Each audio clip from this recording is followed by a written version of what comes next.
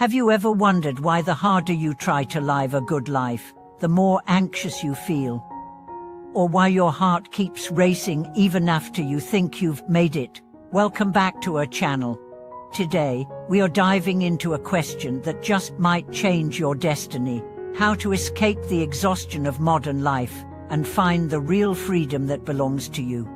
In today's world, many of us have unknowingly become puppets of society's expectations. We follow trends not because we want to, but because we fear being left behind.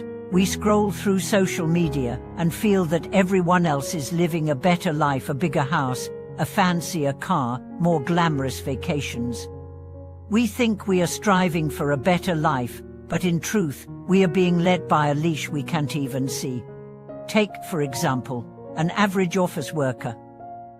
All he wanted was a peaceful life, a small home where he could unwind. But then he sees a colleague buying a luxury apartment, a cousin driving a European car, and suddenly his contentment fades. He pushes himself to work overtime, takes on side jobs, neglects his health, grows distant from family, and smiles outwardly while breaking down inside. But he never stops to ask himself, what is it that I truly want? This is the core message we're exploring today. The Buddha once said, ordinary people cling to the external world, cultivators observe the mind, and true awakening comes when one lets go of both.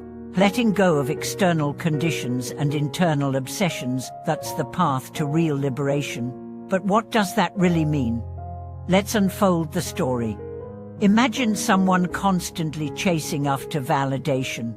Every purchase, every promotion, every post online is aimed at one goal: recognition. Yet the more they get, the less satisfied they feel. That's because they're clinging to conditions, to things outside themselves. Houses, cars, social status, none of these offer true, lasting happiness. Why? Because they change. What you own today may disappear tomorrow. And if your sense of self-worth is tied to those things, you'll always feel unstable. So, is the answer to retreat within? To become someone who cultivates the mind? Yes, but even that path has traps. Some people become obsessed with their progress in meditation, constantly checking if they've attained stillness or achieved insight. When they don't feel a spiritual pie, they get discouraged. When their mind wanders, they feel like failures. But this is just another form of attachment, spiritual comparison, ego in disguise. That's why the Buddha spoke of something higher, the state of forgetting both mind and environment. What does that look like? It's not apathy or escapism. It means living with presence and freedom. You can have wealth, but not be obsessed with it.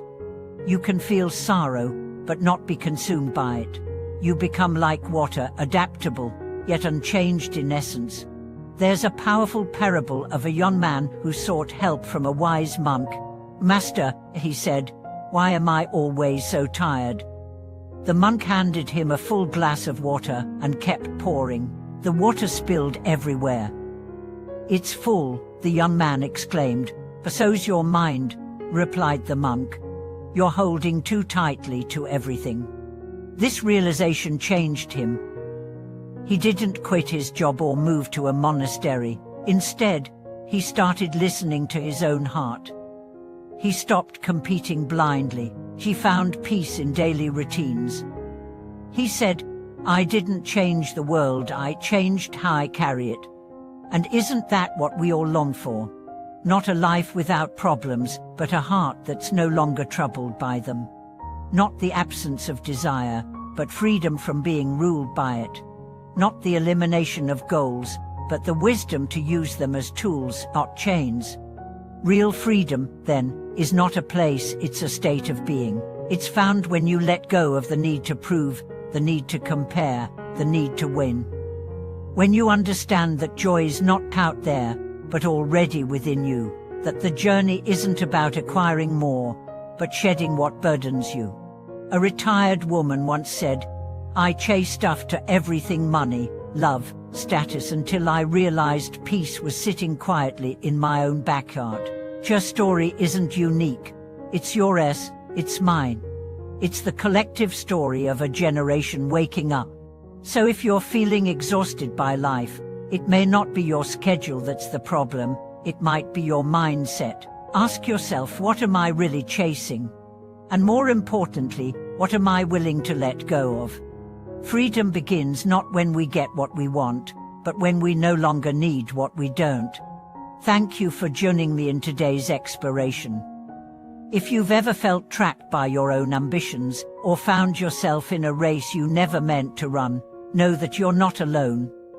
I've been there. We all have, but with a shift in perspective from grasping it to a letting go, everything can change. Let's start a new conversation. Share your thoughts in the comments. Have you ever felt weighed down by life? What helped you break free? Your story might just be the spark someone else needs. And if this video spoke to you, don't forget to like, subscribe, and share it with someone who might need to hear this message. Until next time, stay grounded, stay present, and remember, true freedom isn't found in the world, it's found in the way we see it. Thanks for watching this video.